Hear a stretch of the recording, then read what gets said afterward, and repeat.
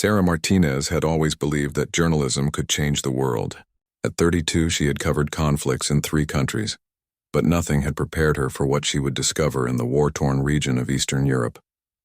The morning sun cast long shadows across the refugee camp as she adjusted her press vest and checked her camera equipment one final time.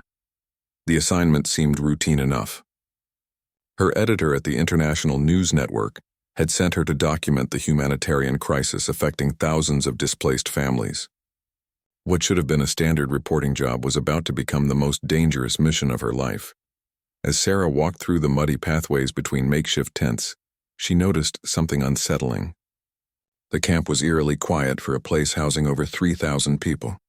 Children who should have been playing were huddled close to their mothers, their eyes wide with fear. The usual chatter of displaced communities was replaced by hushed whispers and nervous glances toward the eastern border.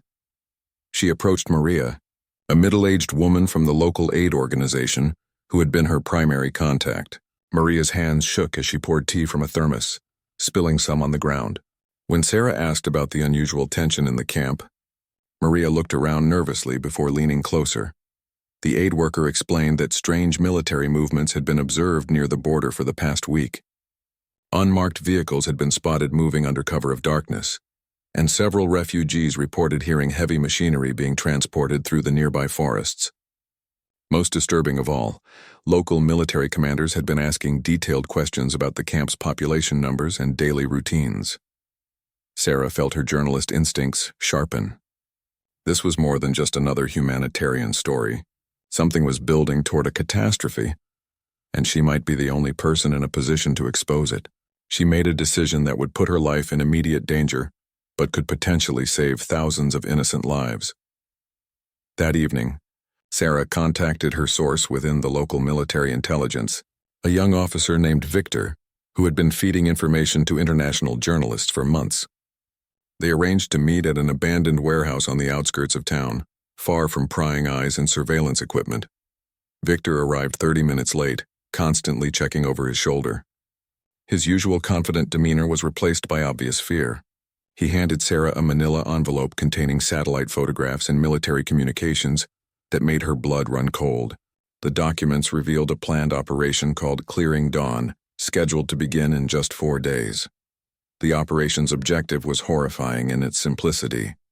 Military units were positioned to surround the refugee camp and eliminate what they termed security threats. The communications made it clear that no distinction would be made between combatants and civilians. Men, women, children, and elderly refugees would all be considered targets in what amounted to a planned massacre. Sarah studied the documents by flashlight, her hands trembling as she realized the magnitude of what she had uncovered. The operation involved over 500 soldiers, armored vehicles, and air support. The refugees had no idea what was coming, and the international community remained completely unaware of the impending tragedy. Victor explained that he had tried to raise concerns through official channels, but his superiors had threatened him with court-martial and worse. The operation had approval from the highest levels of command, and there seemed to be no way to stop it from within the military structure. He had reached out to Sarah as a last desperate attempt to prevent the massacre. As Sarah photographed the documents and recorded Victor's testimony, she knew that simply reporting the story through normal channels would not be enough.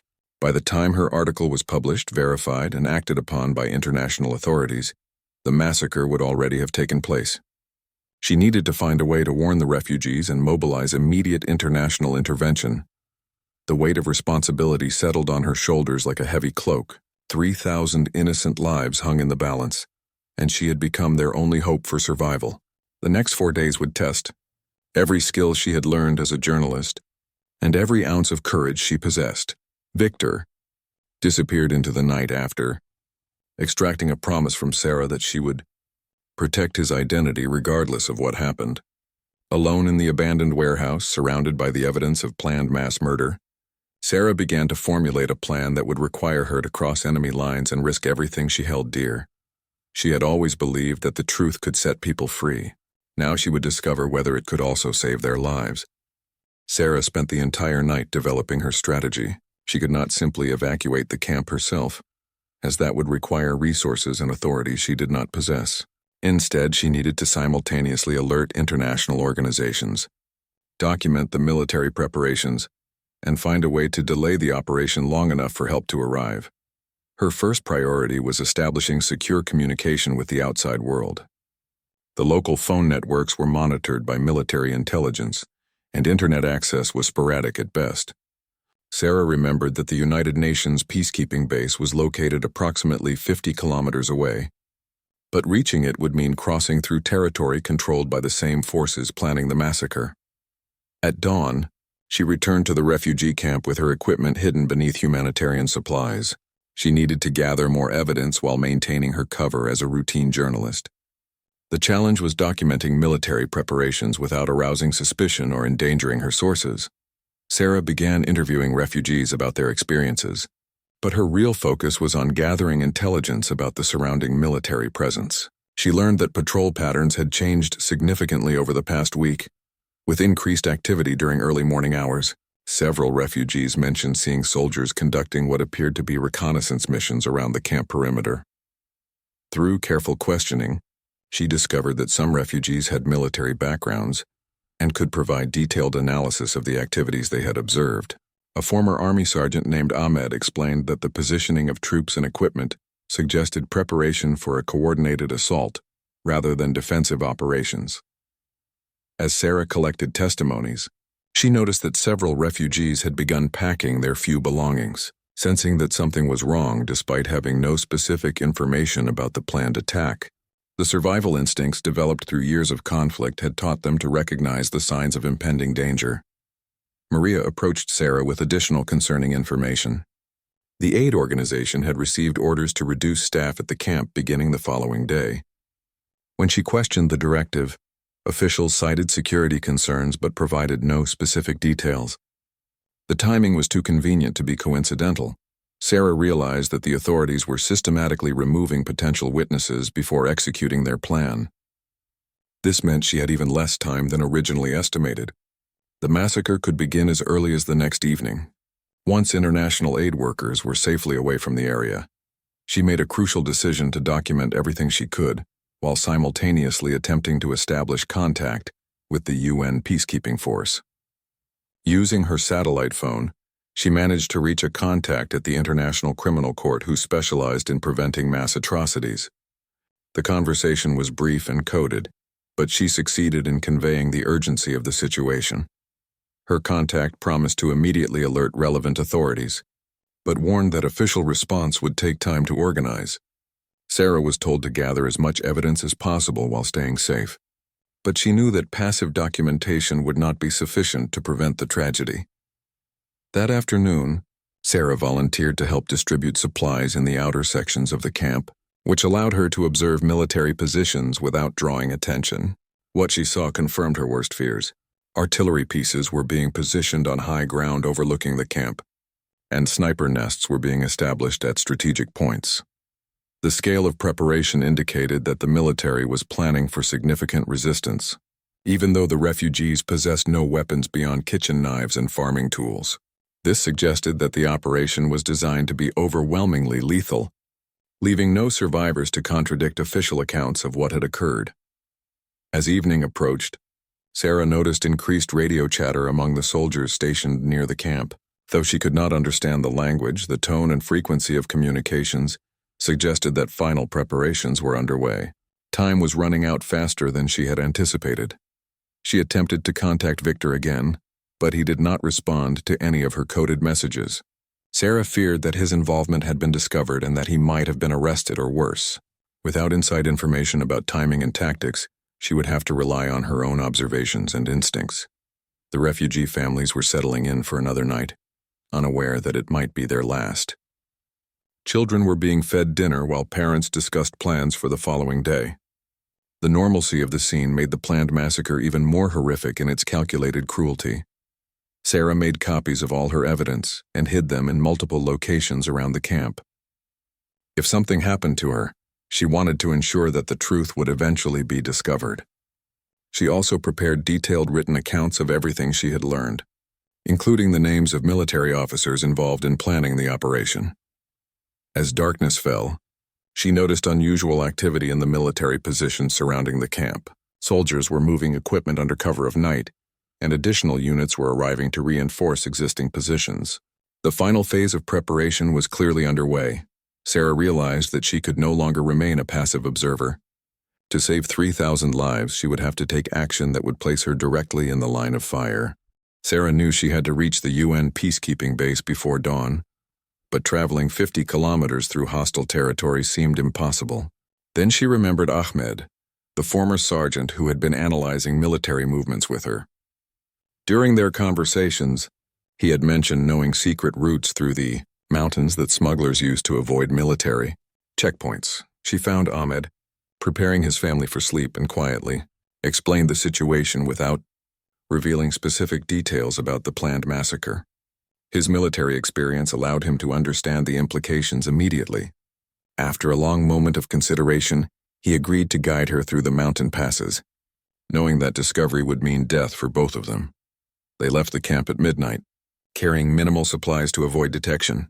Ahmed led her through a maze of forest paths and rocky terrain that would have been impossible to navigate alone. The journey was treacherous in complete darkness, but using flashlights would have revealed their position to military patrols. 3 hours into their trek, they encountered their first checkpoint. Ahmed signaled for Sarah to remain hidden while he scouted the position. 2 soldiers were stationed at a bridge crossing, but they appeared to be focused on vehicle traffic rather than foot travel. Ahmed found a way to cross the river downstream where fallen trees created a natural bridge. The mountain terrain became increasingly difficult as they climbed higher. Sarah's journalism career had kept her reasonably fit, but the combination of steep paths, heavy equipment, and constant fear of discovery pushed her physical limits.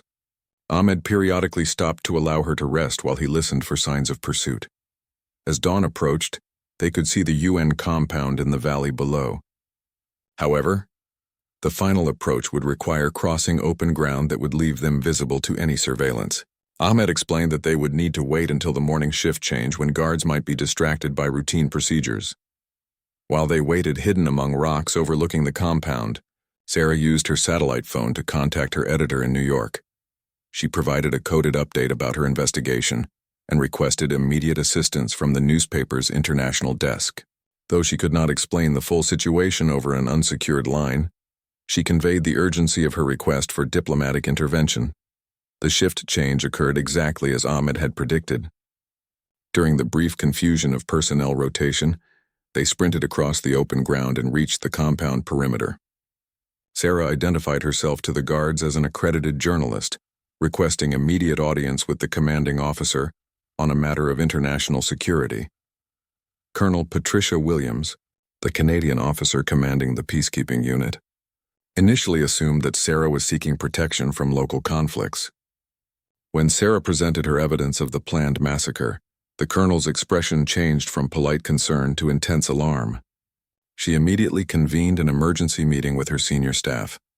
The evidence was overwhelming, but the peacekeepers faced significant constraints on their authority to intervene. Their mandate limited them to observing and reporting, rather than preventing conflicts. Colonel Williams explained that she could request immediate instructions from UN headquarters, but authorization for intervention could take hours or days to obtain. Sarah argued passionately that waiting for authorization would render any intervention meaningless. 3,000 people would be dead by the time bureaucratic processes were completed. She urged the colonel to take immediate action based on the moral obligation to prevent genocide. Regardless of official limitations on their mandate, Ahmed provided crucial military analysis that convinced the peacekeeping staff of the operation's credibility. His detailed knowledge of tactics and equipment made it clear that the planned attack was both real and imminent. The colonel realized that her forces might represent the only hope of preventing a massacre. Colonel Williams made a decision that could end her military career, but might save thousands of lives. She ordered her communications officer to contact UN headquarters with an emergency request for expanded authority, while simultaneously preparing her troops for immediate deployment. She would interpret her mandate broadly enough to justify intervention if necessary.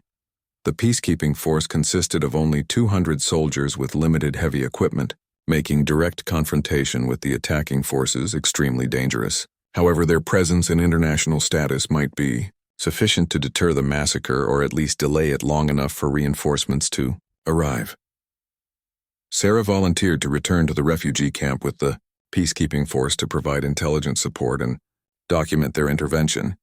Colonel Williams initially refused, citing the extreme danger, but Sarah argued that media coverage might be their most effective weapon against the planned atrocity. While the peacekeepers prepared for deployment, Sarah used the base's secure communications to contact international news organizations and human rights groups. She provided detailed information about the situation, while requesting immediate pressure on relevant governments to intervene diplomatically. The response was swift and encouraging. News organizations began broadcasting preliminary reports about the crisis, while human rights organizations launched emergency campaigns demanding international action. Sarah's evidence was being transmitted around the world within hours of her arrival at the peacekeeping base. However, time was running out. Radio intercepts indicated that the attacking force was making final preparations for an assault that could begin within hours. Colonel Williams ordered her troops to move immediately, hoping to reach the refugee camp before the massacre began. As they prepared to depart, Ahmed insisted on accompanying the mission to guide them through the fastest route back to the camp. Sarah realized that her decision to seek help had put him and his family in even greater danger, but there was no safe option remaining for anyone involved. The race against time had begun, with thousands of innocent lives hanging in the balance.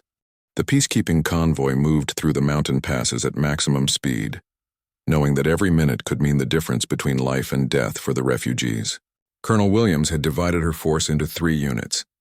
One would establish defensive positions around the camp, another would attempt to negotiate with the attacking commanders, and the third would coordinate evacuation if necessary. Sarah rode in the lead vehicle with Ahmed and the colonel, maintaining radio contact with news organizations around the world. The international pressure was building rapidly, with several governments already issuing statements condemning the planned attack. However, the local military commanders showed no signs of backing down from their operation. As they approached the valley containing the refugee camp, they could hear artillery fire in the distance. Colonel Williams ordered radio silence and deployed scouts to assess the situation. The worst fears were confirmed. The attack had already begun, though it appeared to be in its preliminary phase rather than the full assault. Through binoculars, Sarah could see explosions near the camp's outer perimeter, and refugees running for cover among the tents. The attacking forces were using a strategy of gradual escalation, perhaps testing international reaction before committing to the complete massacre. This tactical approach provided a narrow window of opportunity for intervention. Colonel Williams made a crucial decision to split her already small force.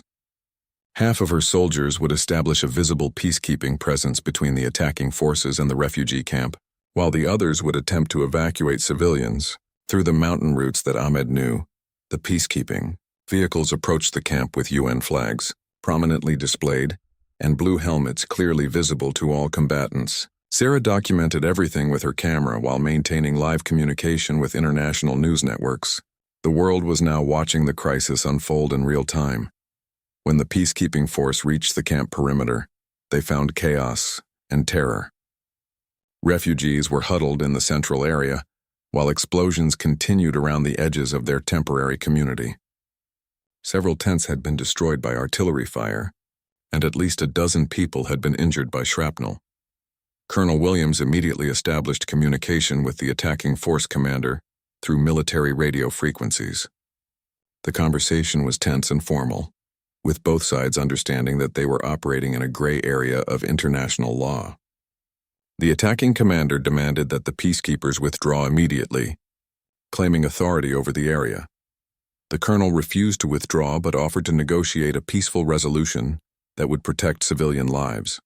She proposed relocating the refugees to a neutral area where they could be processed according to international humanitarian standards.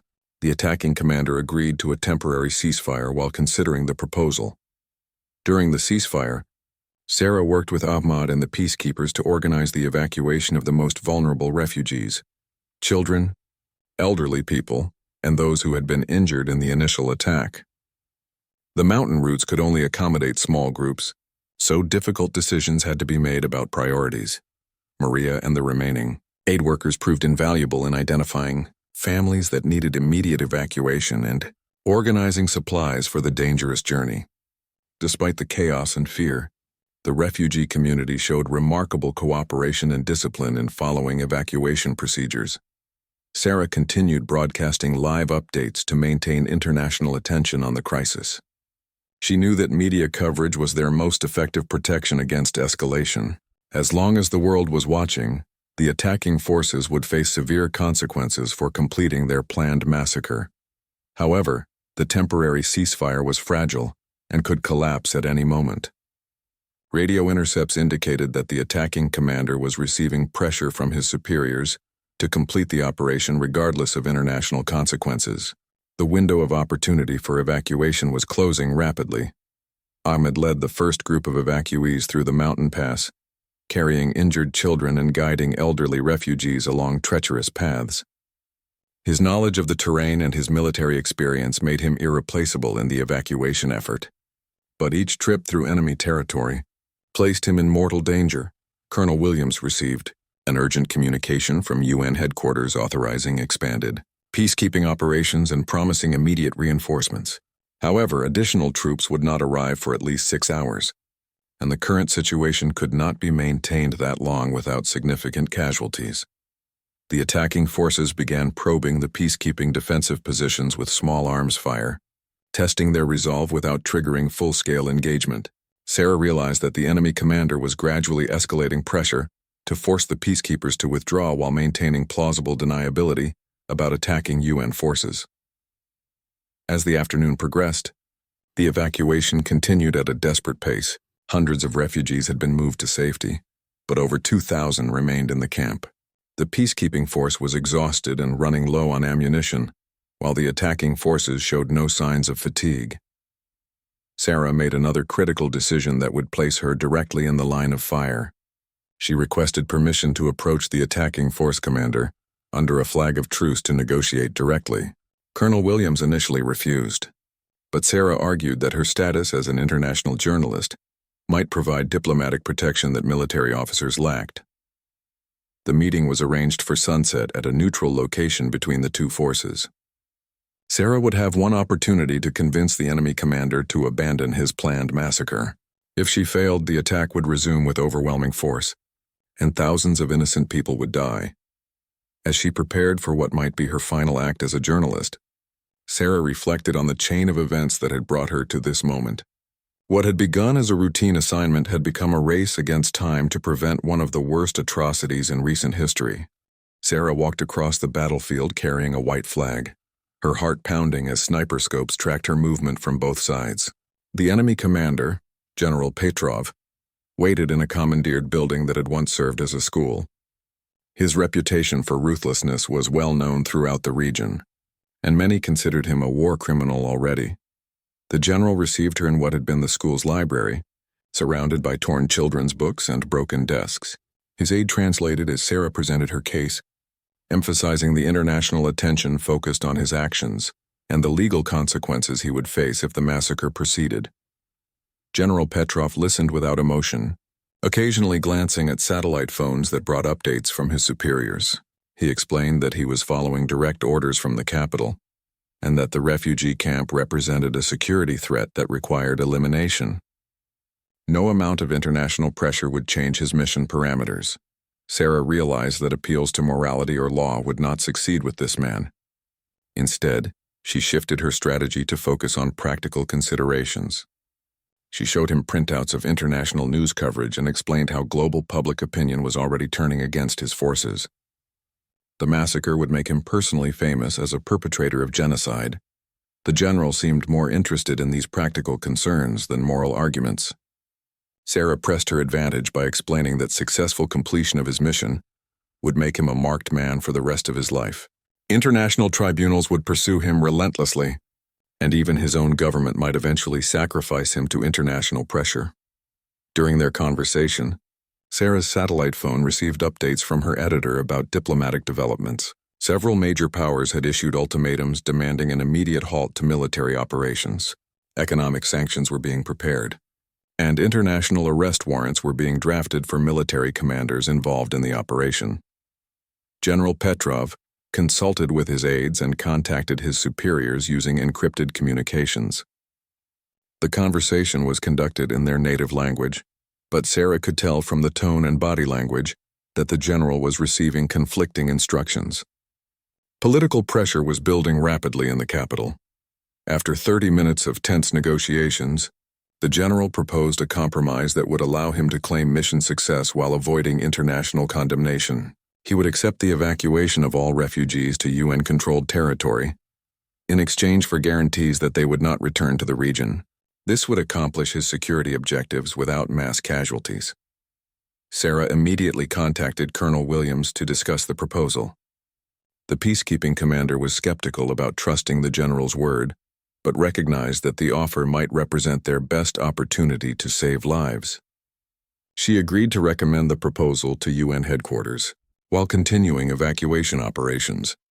The temporary ceasefire was extended for another 12 hours to allow diplomatic negotiations and continued evacuation. Sarah used this time to document testimonies from refugees who had witnessed the initial attack and to gather additional evidence of the planned massacre. Her reporting would ensure accountability regardless of the immediate outcome. Ahmed continued leading evacuation groups through the mountain passes, making multiple dangerous journeys to guide families to safety. His courage and determination inspired other refugees to volunteer as guides, gradually expanding their capacity to move people out of danger. Every hour brought dozens more civilians to safety. International pressure continued building throughout the night. The International Criminal Court announced formal investigations into the planned massacre, while multiple governments imposed immediate sanctions on the country's military leadership. The diplomatic consequences were becoming severe enough to threaten the regime's stability. Sarah maintained continuous communication with news organizations worldwide, ensuring that global attention remained focused on the crisis. She coordinated with other journalists who were traveling to the region to provide reinforcement coverage. The story had become international headline news. As dawn approached, UN reinforcements finally arrived with additional peacekeeping troops and humanitarian supplies. The balance of power had shifted dramatically, making the planned massacre politically impossible to execute. General Petrov's forces began withdrawing from their attack positions. Colonel Williams received official authorization from UN headquarters to establish a temporary protected zone around the refugee camp. The immediate crisis had passed, but the work of ensuring long-term safety for the refugees was just beginning. Permanent relocation would require weeks of complex negotiations. Sarah finally allowed herself to rest after 48 hours of continuous crisis management. She had succeeded in preventing a massacre through a combination of courageous reporting, international pressure, and military intervention. However, she knew that similar crises were developing in other parts of the world where no journalists were present. To sound the alarm, the refugees celebrated their survival while mourning those who had been killed or injured during the initial attack. Though the massacre had been prevented, the trauma of the experience would remain with the survivors forever. Sarah documented their stories of resilience and hope in the face of unimaginable terror. Ahmed was reunited with his family after spending 3 days guiding evacuation groups through dangerous terrain. His military knowledge and courage had saved hundreds of lives, but he remained modest about his contribution. He told Sarah that any person would have done the same when faced with such circumstances. As the immediate crisis stabilized, Sarah began preparing her comprehensive report about the events that had unfolded. Her investigation had uncovered not just a planned massacre, but an entire system of military operations designed to eliminate civilian populations. The story would have implications far beyond this single incident. The truth had indeed set people free, but only through the courage of individuals willing to risk everything for the lives of strangers. 3 months after the prevented massacre, Sarah stood in the International Criminal Court in The Hague, presenting evidence that would change international humanitarian law forever. Her investigation had expanded far beyond the refugee camp incident to expose a systematic program of ethnic cleansing involving multiple military units across the region. The documents that Victor had provided, combined with testimonies from refugees and captured military communications, painted a comprehensive picture of planned atrocities. Sarah's reporting had triggered the largest international war crimes investigation in decades, with implications reaching the highest levels of government. General Petrov had been arrested at an airport in a neighboring country, attempting to flee with stolen military funds. His trial would become a landmark case in international justice, largely based on evidence that Sarah had gathered during those critical days at the refugee camp. Other military commanders involved in the planning were facing similar charges. Victor had successfully sought asylum in Western Europe after his role in exposing the massacre plans became known. Though his military career was over, he had been instrumental in providing the intelligence that saved thousands of lives. Sarah maintained contact with him as he rebuilt his life as a witness to war crimes. Ahmed and his family had been successfully relocated to Canada through a special refugee program established in response to the crisis. His expertise in mountain warfare had proven valuable to UN peacekeeping training programs, where he now taught survival and evasion techniques. His children were learning English and adapting well to their new home. The refugee camp had been permanently relocated to a secure area under international protection. The 3,000 survivors were gradually being resettled in countries around the world, though many chose to remain together as a community. Their experience had created bonds that transcended national and ethnic boundaries. Colonel Williams had been promoted to general and appointed to lead a new UN rapid response unit designed to prevent similar massacres. The lessons learned from the refugee camp crisis had resulted in improved protocols for emergency intervention and international coordination. Her decisive action had become a model for future peacekeeping. Operations Maria continued working in humanitarian aid but had been assigned to UN headquarters to help develop early warning systems for genocide prevention. Her ground-level experience with threatened populations provided crucial insights for improving international response capabilities. She regularly consulted with Sarah on ongoing investigations. Sarah's reporting had won every major journalism award, but she remained focused on the larger implications of what she had uncovered. Her investigation had revealed that planned massacres were being prevented or stopped around the world due to increased international vigilance and improved response mechanisms. The International News Network had established a new department for conflict prevention journalism, with Sarah as its director. The unit specialized in identifying emerging threats to civilian populations and mobilizing international attention before atrocities could occur. Similar programs were being adopted by news organizations globally. Educational institutions began incorporating Sarah's crisis reporting into their journalism curricula as an example of how media coverage could directly save lives. Her decision to cross enemy lines and risk personal safety for the greater good had inspired a new generation of investigative reporters committed to humanitarian journalism. The prevented massacre had broader political consequences as well. The international response had contributed to political changes in the country, leading to democratic reforms and accountability for military human rights violations. The regime that had ordered the massacre had fallen within a year due to international pressure and domestic opposition. Sarah continued investigating similar threats around the world, working closely with international organizations to identify and prevent emerging genocides. Her network of sources had expanded to include military officers, aid workers, and refugees who understood the importance of early warning systems for mass atrocities.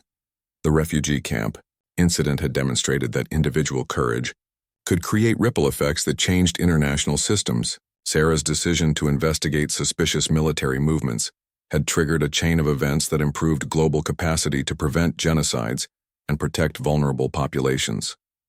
5 years later, Sarah published a comprehensive book about the experience titled Crossing Lines: How One Investigation Prevented a Massacre.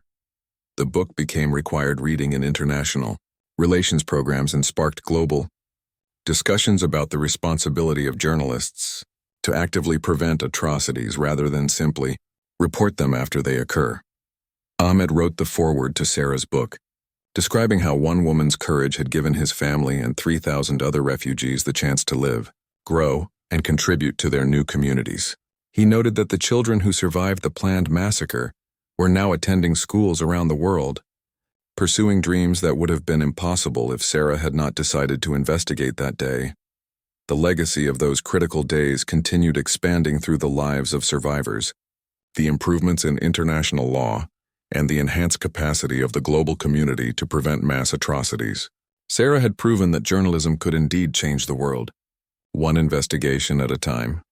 The refugee camp that had once faced destruction had been transformed into a memorial and education center, where visitors learned about genocide prevention and the power of individual action. Sarah visited regularly, always remembering that the choice to cross enemy lines had been the most important decision of her life. In the end, the truth had not only set people free but had created systems to protect future generations from similar threats. The story that began with one woman's investigation had become a global movement for prevention, accountability, and hope.